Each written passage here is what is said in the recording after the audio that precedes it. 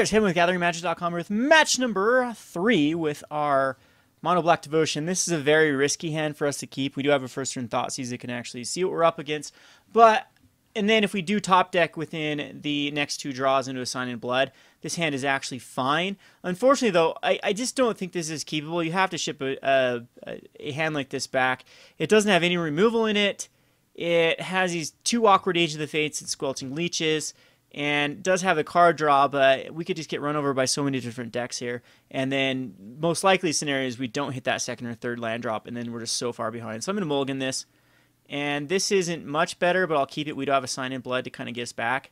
So this will have a Whip of Erebos Squelching Leeches combination, which can actually get out of hand. And we'll have some value out of the Palace Siege. We do need to draw into a Gray Merchant, and this deck is lovely. Wooded Foothills is most likely going to be Boss Sly or the mono red, or excuse me, the red green aggro, which are both. Yeah, Elvish Mystic here. Yeah, we're just. If he has a Goblin Rabblemaster in his hand, we are dead, as we'll be so far behind. But if he doesn't have a Rabblemaster and he's kind of has a slower draw, then I think we'll be okay. But the whole reason to play this deck is the first turn Mystic. Ooh, but he doesn't have a play with it. Like, first turn Mystic and a second turn Goblin Rabblemaster is so hard to come back from. Unfortunately, we draw into a dud of a card. We'll Sign in Blood ourselves, and hopefully hit 2 lands here. And he could just be a mono green list then if he's not grabbing a red source. And we do grab that pivotal 3rd drop, which will help us cast that Merciless Executioner. But unfortunately, he'll probably just sack an elf at that point, which might not be a bad trade. So we have double Squelching Leeches, style points for being different artwork. There's the red. So here comes Polukranos, who is going to get Hero Downfalled. Yay, and I'll just do it right now. That was a good top deck, but we need another top deck. One in the form of a land next turn that will get us the Squelching Leeches. And oh, joy. That card is that's brutal for us to deal with. But, hey, look at that. We can, what does he sacrifice with until on turn face, non-face, I think we still Heroes Downfall this. Just get rid of it. And again, we're okay. We've had 2 very good top decks, but the lighter this game goes on, the worse our Merciless Executioner gets. And this deck can just keep on coming. The bad thing about his deck, though, is he can start to draw into dead cards like more Elvish Mystics. And what he needs is another red source. There it is for his Ashclad Phoenixes. But he got value out of this last one. Like, no value out of the Polukranos, but he did get value out of the Whisperwood. And there's another Whisperwood. Oh, man. You know what this deck actually might need? Is a Crux of Fate in the sideboard, rather than Bile Blight. So because Crux of Fate is really good against a deck like this. Bile Blight, not so much. We will be able to slam a Squelching Leeches. And if we draw another land next turn, we can slam another Squelching Leeches. But the Whisperwoods are going to get out of control. Nykthos Shrine to Nyx is going to get out of control. And wow. All right. Yeah, Crux of Fate would get us back in this game. Everything else, not so much. So he can generate 1, 2, 3, 4, 5 off the Nykthos Shrine to Nyx, 6 off the Elvish Mystic. And there's a Voyaging Satyr. So what is the red in here for? Xenagos is what I'm thinking.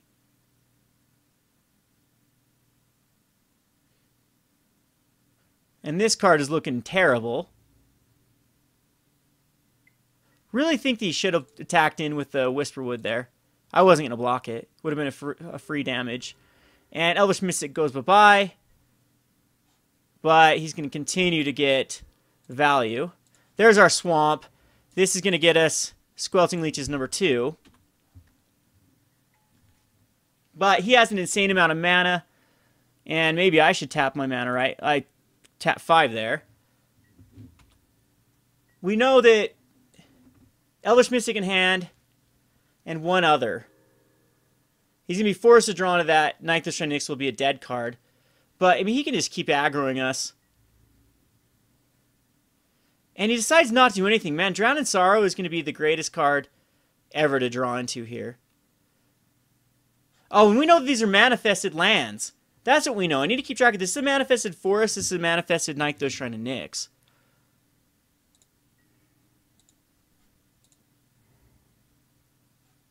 So at this point, Palace Siege does nothing, so I think we'll just whip. Or Palace Siege is fine, and we can actually put it on cons. But I don't think we have a lot of time left. Merciless Executioner Palace Siege is kind of useless at this point.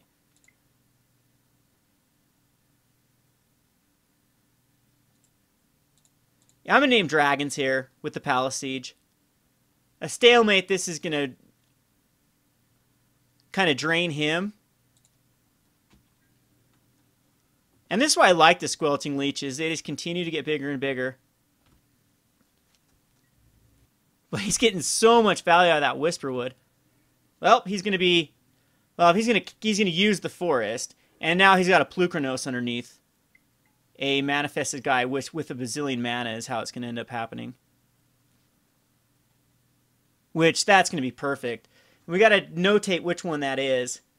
How much mana he can generate quite a bit with the Voyaging Satyr, so I'm sure he can kill off a Squelching Leech. So I need to draw into like a Hero's Downfall.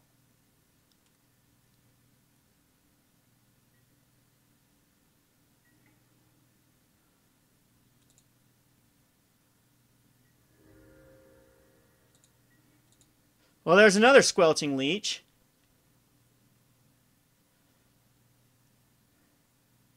Is Whip just better, though? No, it's going to be play out the other one. And pass the turn. And I'm sure end of turn he's going to manifest. He doesn't, the Plukranos. That's a dead card underneath with the Genesis Hydra.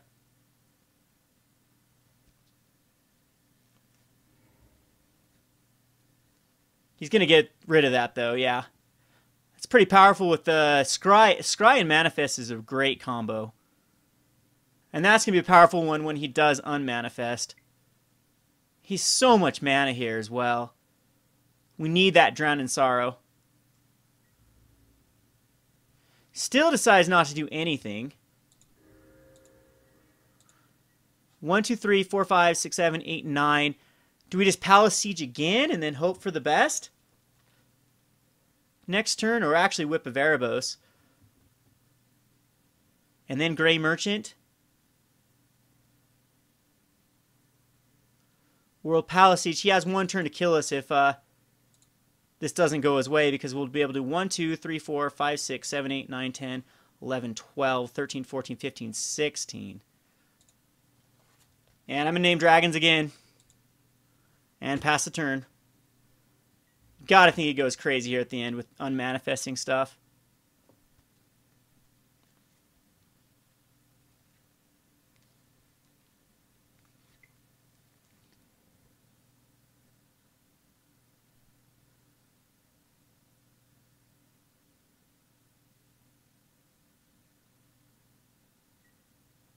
Yeah, I think he can generate a gazillion mana with his 1, 2, 3, 4, 5, 6, 7, 8, 9, 10, 11, 12. So, and then activations off of... And there's another Courser. Oh, wow. Can I stop this? It's just that one Pelukranos that is everything. And there's a Crater's Claw.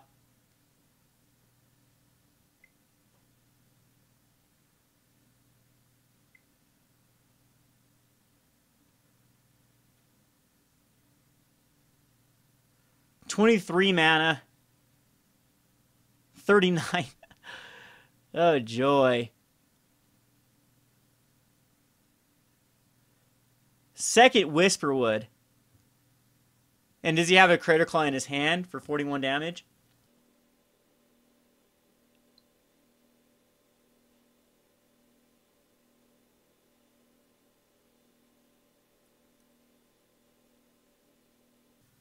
Kind of wish I would have thrown out the Whip there instead, because we would have gained some life back.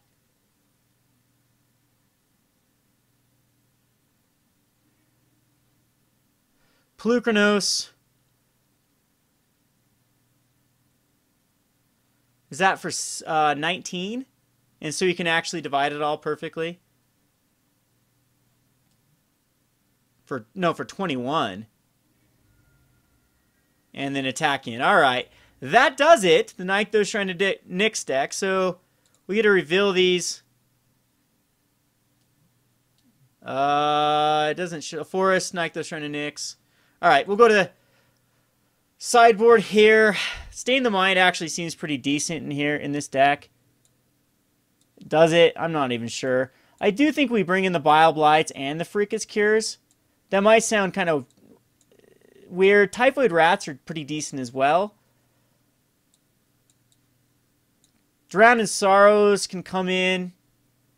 Yeah, the Bile Blight's a Hero's Downfall. We're just going to play the control route and take him off Devotion. I'm thinking Whips are fine in this matchup. I like Herald of Torment because it goes over top of what he's trying to do. But it may not be the right play because we have... Yeah, Merciless Executioner seem terrible in this matchup. Just a lot of elves and things. Thoughtseize, I don't even think I quite need to Thoughtseize here.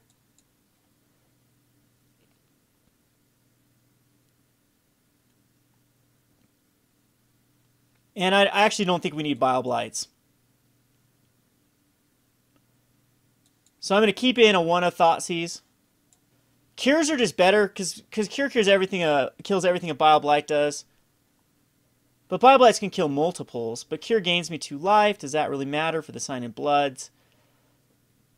I mean, everything's good. Everything in this deck is good. We'll bring in a Murderous Cut. And actually... No, because I need to interact with everything he puts out. All those little guys. Because we need to keep him off Devotion. So Bile Blights are actually not bad.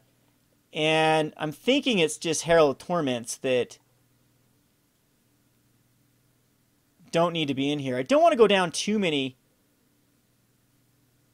cards, though.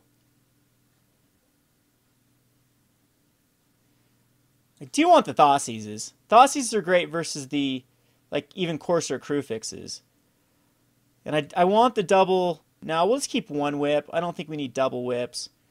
And... Yeah, Cures can come out. I think Bile Blights are actually more powerful. I'm going to submit this.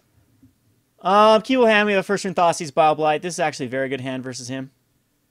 It takes away any sort of elf draw. We'll have the information. Definitely taking that Manifest card. Jeez. Yeah, you're gone. Ugin. Ugin. Now we'll take the Whisperwood. And that's going to get killed. I don't want a second turn Boon Satyr. Kind of nice taping off Devotion so far. He gets a Caryatid, which that's actually good. Well, Agent of the Fate makes our Drown in Sorrow weak, but Agent of the Fates can attack in.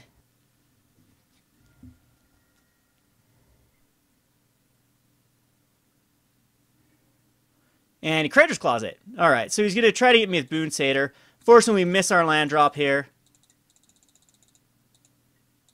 But we do have a Hero's Downfall. I actually have to avoid Ugin. We can Hero's Downfall Ugin, though. So I want to keep up the Hero's Downfall. He's definitely a Boon Satyr. Something. And we miss the land drop yet again. But when he bestows it in, we'll kill it.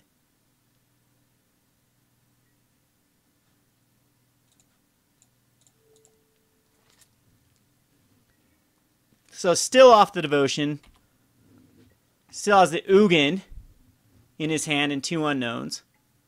And there's Polukranos, which is going to get... I hate to downfall Polukranos, but it's the best play.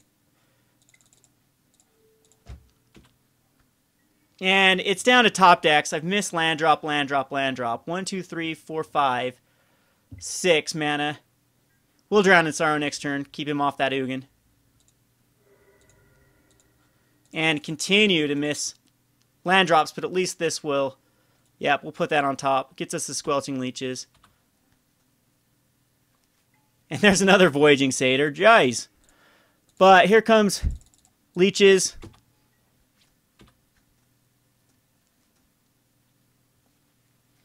He needs Devotion. I've been doing a good job keeping him off Devotion. Oh, not a Whisperwood. 6 mana. No, he's just going to use a Genesis Hydra for 4.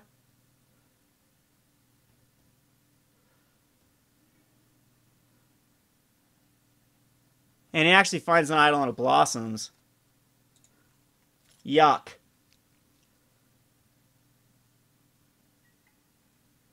Alright, well that's...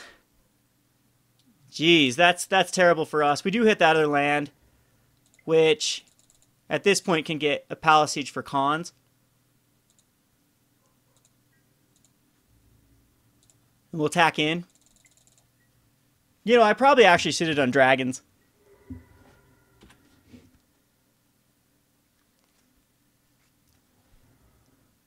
Can he Ugin here?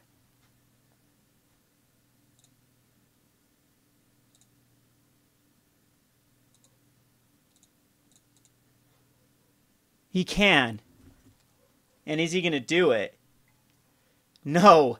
Whisperwood again. This card. So brutal. And he can cast Ugin. So Ugin is going to...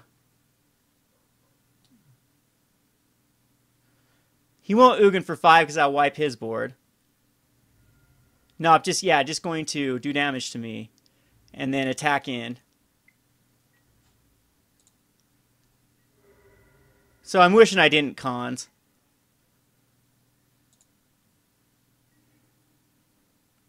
We draw into an Agent of the Fate. Oh no, we draw into Palisades number 2 at this point. We need to just stick the Gray Merchants.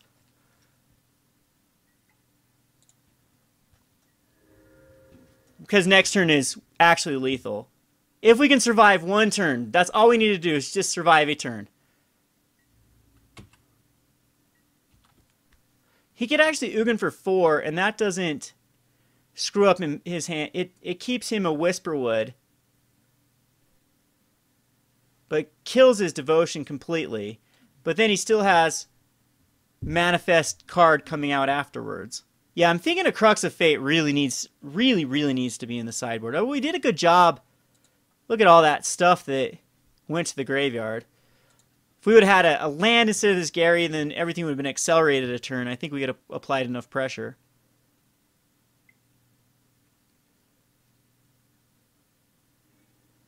And, so of course there's going to draw him that Nykthos Shrine of Nyx, though. So you can, yeah, that will actually... Oh, no. And oh, he's got another one on top.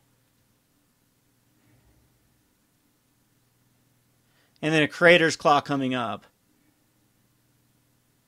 But he gains a life, and isn't that going to be enough? Yeah, that's going to be enough to actually... That's going to be exactly enough. So Creator's Claw is going to kill me next turn unless... I don't even know what the unless is here. And he knows it.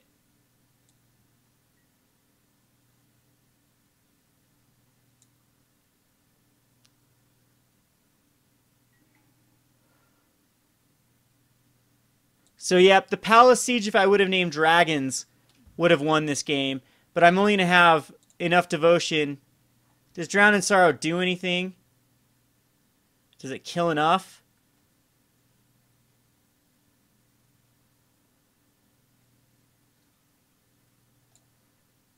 I think that's still my best play. It's attacking with the Gray Merchants, and then, but all he just has to generate enough mana. And I don't think he cares about the Whisperwood. He won't block with the Whisperwood. He'll just block with anything. And then Drown in Sorrow makes my Gray Merchant. So I'm thinking about doing this pre or post. This will go down to a 2-2. This will go down to a 2-2. This will go down to a 0-2. This will go down to a 0-1. And he'll have plenty of Devotion left. But I still think this is the right play, as I just don't have enough.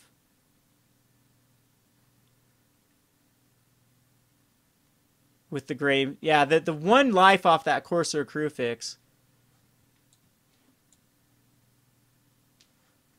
I know he's got the Nykthos Shrine of Nyx. Oh, did he scry away? Or is that the Creator's Claw that's in his hand? What happened there at the very end? Oh, he manifested the Creator's Claw, so we're okay. We're okay. Alright, that's fine. So, do I wait another turn and force his hand to actually get rid of everything except his Ugin? Do I drown in sorrow and just get rid of so much? I think I am going to drown in sorrow.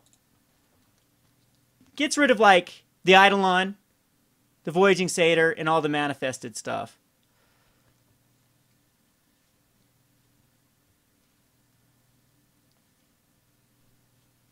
I think this is the better play. I could be wrong. Now he can still unmanifest, not a Creator's Claw. So this is the wild card right here. Crux of Fate would have been just awesome.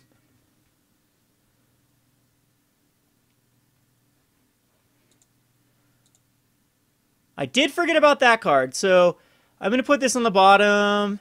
No, I think we want land drops. No, we want another Drown in Sorrow. No, I want land drops. Did he sack? He sacked that, though. I don't know if that's the right... Because he just gets a 2/2. And he's got a Plukranos coming up, though. Now I could attack into him and get one of his manifested cards. Nope, we'll just let it go.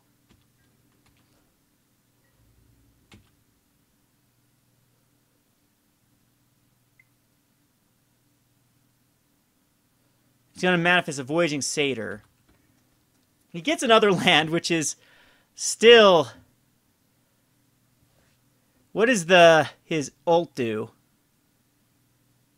Oh, geez. His ult's pretty good. His ult's really good with Ugin. So he gains a 7 life, and he can put and draw 7 cards and put 7 permanents from his... Ugh. So an Eidolon, a Plukranos. Yikes. That just... Oh, just 1 life off last turn with the Gray Merchant.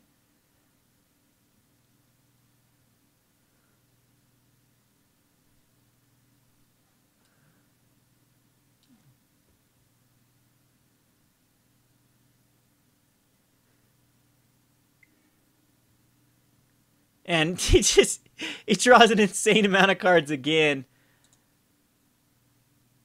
Well, I think the rest of his deck is lands.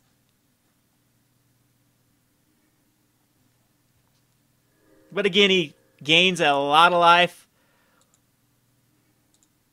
Ugin is still alive and kicking.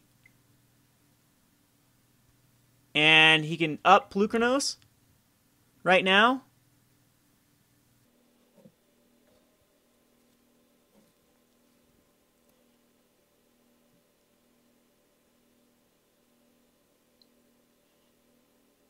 Yeah, Crux of Fate, and then a top deck, and we're back in this game.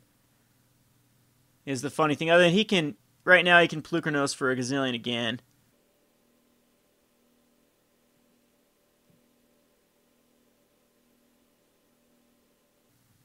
Summoner of Palace Siege would have actually been the better card. A Genesis Hydra for 14. I kind of disagree with that. I think it is Plukranos. Like, what he's doing is he's allowing me to top deck into an answer if I do have the Crux of Fate, which I am going to add, I believe, into the sideboard. So, is he just going to choose another Ugin? No, there's no way to do that. He's going to choose an Eidolon here. Because a 14/14 Hydra is actually one of the most non-threatening cards. But he gets the Creator's Claw in his hand now. And the deck can sure go off. You just have to keep the Devotion down, which I thought we did a good job of. But I mean, he just kept coming and coming and coming and coming and coming with his deck, and we couldn't shut that Devotion down. I mean, how many? I killed an elf Voyaging Satyr. Thought I did a good job, but yep, we get Creator's Claw for 1 million here. All right, we'll go on to the next game. This has been Kevin with GatheringMagic.com. Thanks for watching. Thanks for watching Playing on a Budget. If you haven't already, please subscribe to Gathering Magic and check out our Playing on a Budget playlist, which contains every episode. Thanks again, and hope to see you soon.